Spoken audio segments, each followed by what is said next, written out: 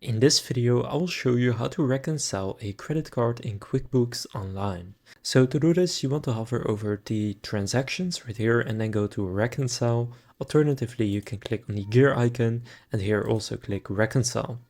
It will take you to this same page. Now here select the account you want to reconcile. I have a specific credit card account. Now if for you it is under a different name, then you just want to select that one, but I have this one called Credit Card Visa. So therefore I'm going to select that one. Now after you select the correct account, review that the beginning balance right here is correct.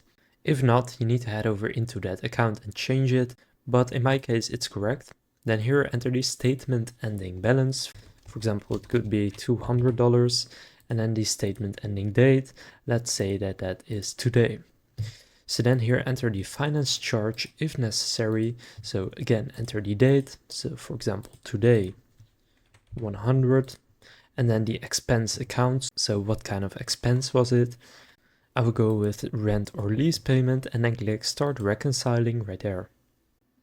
So now you will see this. So you see your statement ending balance, your beginning balance, the charge, and the cleared balance right here. So the difference here is minus 200. And now we have basically reconciled this credit card. Now, of course, you can change this. You can click edit info. You can change the charge right here, the expense account, whatever you want to do. But when you're done, just click on finish now or save for later. Now in this case, I need to add an adjustment, which is what I'll do.